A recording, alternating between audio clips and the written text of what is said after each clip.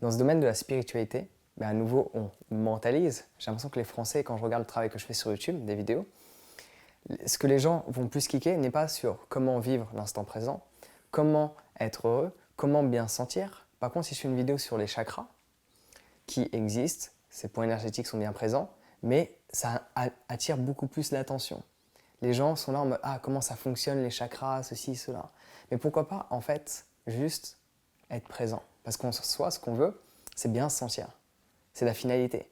Ouvrir ses chakras, les aligner, ou peu importe ce qu'on veut faire monter la Kundalini, tous ces trucs-là. En soi, ce qu'on veut, à travers cette recherche d'expérience, c'est bien se sentir, être en paix avec soi.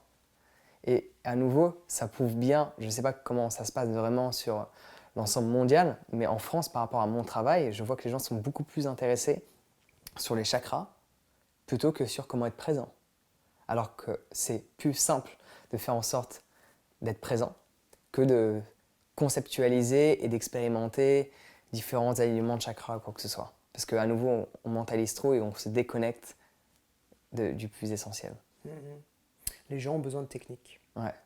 Des techniques et des étapes. Étape 1, étape 2, 3, 4. Donc il faut juste respirer, contempler, observer. Ressentir. Et c'est la seule façon de se laisser traverser par le vivant. Et se laissant traverser par le vivant, pour répondre à ta question de tout à l'heure, c'est le seul moyen de rendre la vie magique en laissant venir les synchronicités.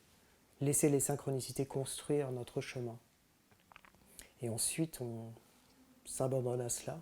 Et s'abandonnant à cela, on se laisse davantage traverser par le vivant. Du coup, on est davantage en paix. Et la vie devient féconde. C'est aussi apprendre à gérer notre besoin de contrôler.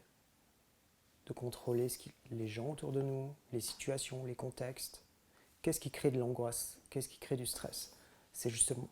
Vas-y. Ouais, c'est ça. Ouais, en c'est fait, ça. de contrôler. Et c'est là qu'il y a une grosse différence entre le développement personnel et spirituel. Parce que dans le développement spirituel, c'est lâcher prise, accepter les choses. Exactement. Et dans le personnel, c'est plus changer une situation qui nous dérange, c'est-à-dire du coup contrôler. C'est les limites du développement personnel. Ouais. Et on est en train de se rendre compte aujourd'hui justement que beaucoup de techniques du développement personnel, on a tous les outils aujourd'hui, elles ne marchent pas. Justement parce qu'elle a cette limite. Parce qu'on ne peut pas contrôler. Et notre travail est peut-être justement de vouloir cesser de contrôler. Parce que ce besoin de contrôler crée de l'angoisse, crée du stress. C'est la raison pour laquelle on veut contrôler. C'est justement parce qu'on ne parvient pas à s'adapter.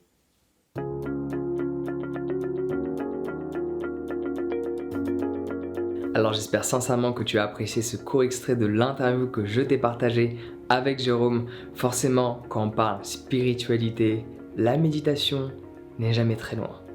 Mais peut-être tu sais pas trop comment ça fonctionne, du coup je peux te proposer tout simplement de télécharger mon guide sur la méditation et cela va t'expliquer comment le tout fonctionne pas à pas. Et en plus, c'est totalement gratuit, donc tu peux le faire dès à présent en cliquant sur le lien dans la description. Sur ce, on se retrouve directement de l'autre côté. Prends soin de toi et passe une excellente journée.